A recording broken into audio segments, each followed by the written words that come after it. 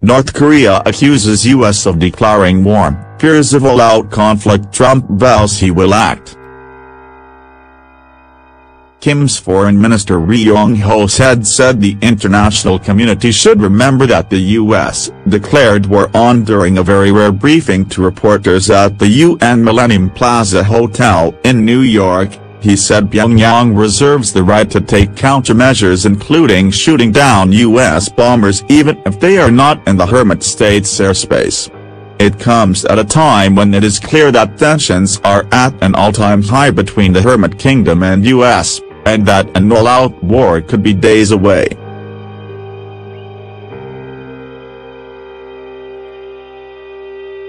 Ri's chilling comments come after U.S. President Trump appeared to threaten regime change, saying if the country's foreign minister echoed the thoughts of Kim, they won't be around much longer.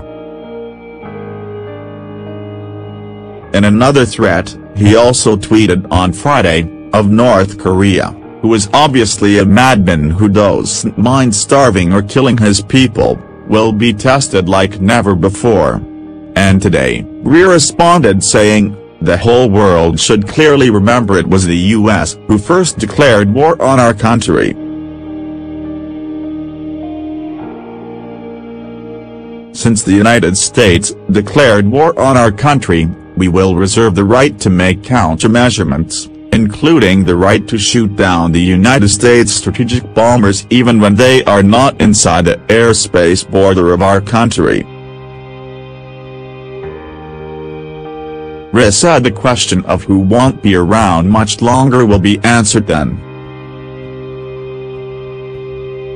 Ri, who made the remarks before leaving New York where he had attended last week's UN General Assembly, made the statement then returned from his car to the press microphones to add, in light of the declaration of war by Trump, all options will be on the operations table of the supreme leadership of the DPRK.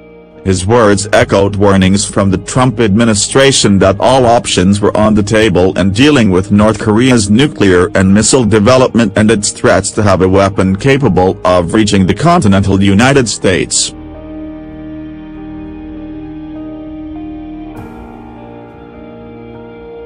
Pentagon have since responded to Ri's remarks saying if North Korea does not stop provocative actions, President Trump will be given options to deal with Pyongyang. On Saturday, Ri told the UN General Assembly that targeting the U.S. mainland with its rockets was inevitable after Mr. Evil President Trump called Pyongyang's leader a rocket man on a suicide mission.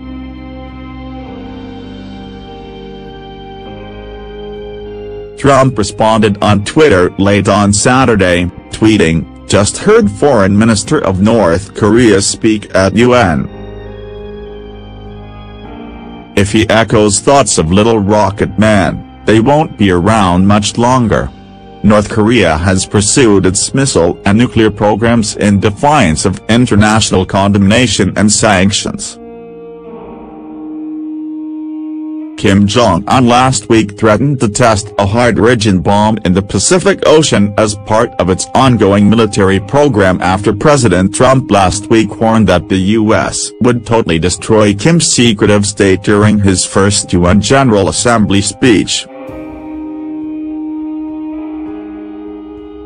The U.S. leader said if America is forced to defend itself or its allies, we will have no choice but to totally destroy North Korea before supporting further sanctions against the Hermit Kingdom. The raft of new sanctions include an executive order which targets foreign banks who complete business with Kim's regime. He mockingly referred to North Korean despot Kim Jong-un as a rocket man on a suicide mission for himself and his regime. But within days Kim personally responded with his own words of warning in a rare speech quoted by North Korean state media. The despot lashed out at Trump, calling him mentally deranged, adding that the president's comments were the most ferocious declaration of a war in history. He said, I am now thinking hard about what response he could have expected when he allowed such eccentric words to trip off his tongue. Whatever Trump might have expected, he will face results beyond his expectation. I will surely and definitely tame the mentally deranged U.S. dotard with fire.